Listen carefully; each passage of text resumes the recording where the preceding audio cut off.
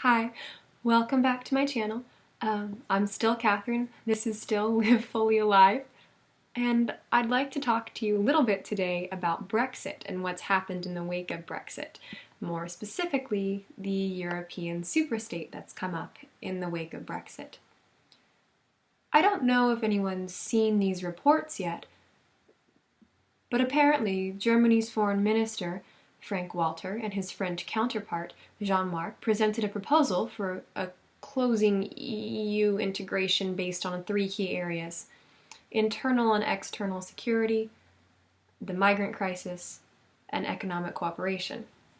Now, these plans have been described as an ultimatum in Poland, with claims it would mean countries transfer their armies, economic systems, and border controls to the EU. Specifically, into Brussels.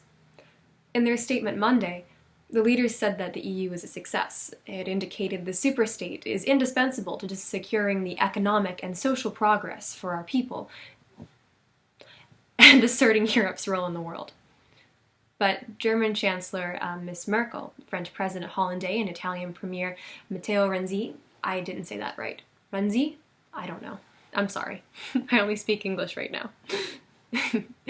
They acknowledge the EU can only advance if it is supported by its people. But a few weeks before the Brexit vote, the European Council President Donald Tusk warned that European citizens did not share the enthusiasm of some of their leaders for a utopia of Europe without conflicting interests and ambitions, a utopia of Europe imposing its own values on the external world, a utopia of Euro-Asian unity. The EU superstate has been compared by some to the United States, particularly some commentators online who see unity and this kind of solidarity as a bonus. But I'd like to contradict that. This isn't solidarity. Creating a superstate isn't really unity. And that's not even the case with the United States. Though Europe would be more united under one central government in theory, if they go through with this superstate plan, it would resemble an oligarchy more than a democratic republic, which is what the United States was created to be. The United States was built from the ground up. The founding fathers and mothers of our country developed laws by codifying the principles, beliefs, and practices of our people, the people who first settled here. The United States worked because its people held themselves responsible. The United States worked because the people themselves sought after virtue independently. Each person knew they were responsible for making good decisions, virtuous decisions about their own lives. They didn't need the government to keep them in check because they kept themselves in check. They were accountable to their families, to their communities. They knew that what they did impacted others, and they knew that one day they'd answer to someone much stronger than they did at their death for what they did. We were a Judeo-Christian nation. History has proven it. Though there were deists and people who didn't believe in God, people by and large believed the 10 Commandments were a good way to live. And that was the unifying principle of the people of the American Democratic Republic. Say what you want about religion, but historically it's true. So this means that when our founding fathers and mothers built the country, they created law that wasn't about prevention but liberation. It allowed each person to become the man or woman they were created to be by their own effort within community, trying every day to live a good and virtuous life. One nation under God was taken literally. It wasn't a saying. The country, though made up of different peoples, believed in a higher power, like I said, and believed one ought to live according to the principles that higher power commanded one should live to. And people were generally happy. No, it wasn't perfect. By any stretch, by any means, definitely not perfect.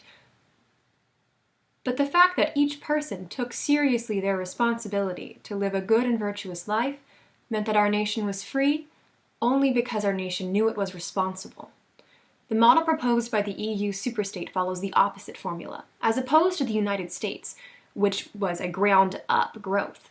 Culture and practice and belief into law and government which served the people, the EU would impose its own vision onto a wide range.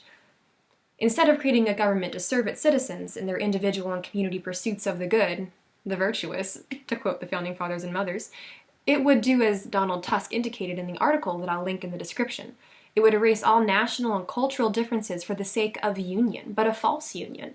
It would ignore communities, rituals, beliefs, habits that proved they worked through trial and error, and impose, like I said, particular visions of a select group of elite over hundreds of thousands of men and women and children. Imposing your own vision, values, and agenda does not respect the free will of each person, nor their intelligence, nor their conscience, nor their capacity to make reasonable decisions, nor their heart and the fact that they individually deserve love. A superstate of this kind will ultimately devolve into a tyranny of the worst order. We see that throughout history. In order to be successful, and history has proven, a government has to come from the ground up and put each person's ultimate good at the center of policy.